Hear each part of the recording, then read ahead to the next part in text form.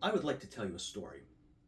It is a story about two men with several things in common, but also with several significant distinctions. They were contemporaries, with one living from 1732 to 1799 and the other from circa 1735 to 1809. Both possessed great wealth and power, both were leaders in their respective societies, and their individual examples would have carried great weight with their peers. Both were also slave owners.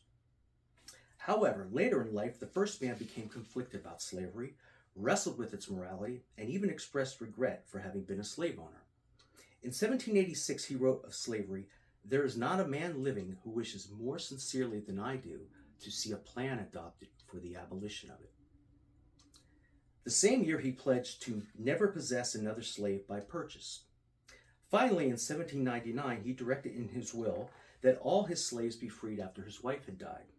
He also provided for the lifetime care of any of those former slaves who were either too elderly or ill to live independently, as well as stipulated that the children of his former slaves be taught to read and write and prepared for an occupation.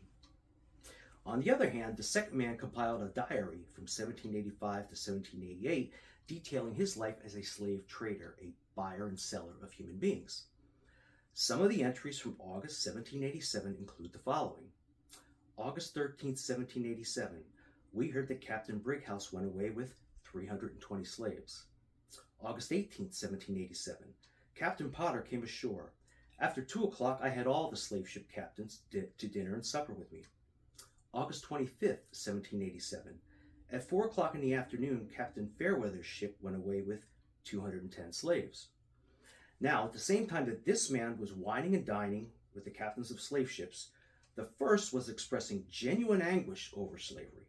The first man was also presiding over the Constitutional Convention, where he and other delegates from the various states were drafting a constitution that would allow for the ultimate abolition of the slave trade, the importation of slaves, into America.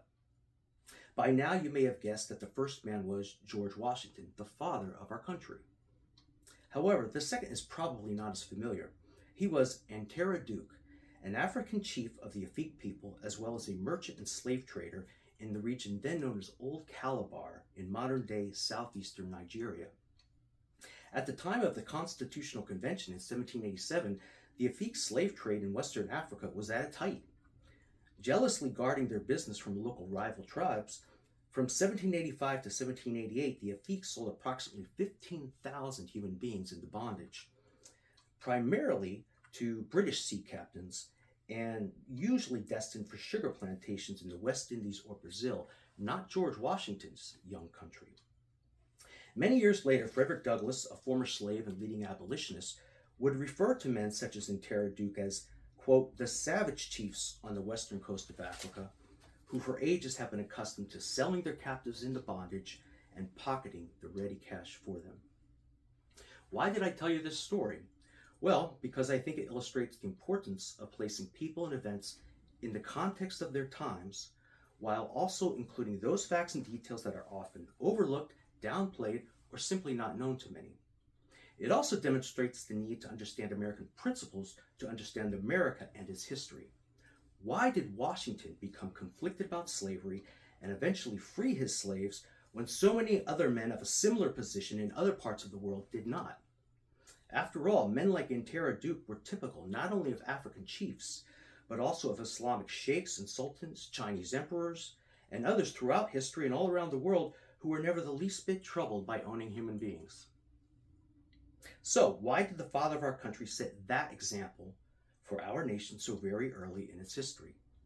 The answer lies in America's revolutionary principles that all were created by God and therefore possessed equal natural rights to life, liberty, and the pursuit of happiness. He was truly a man ahead of his time. Thank you for watching this video. If you enjoyed it, please like, share, and follow my Facebook page or subscribe to my YouTube channel. Thank you.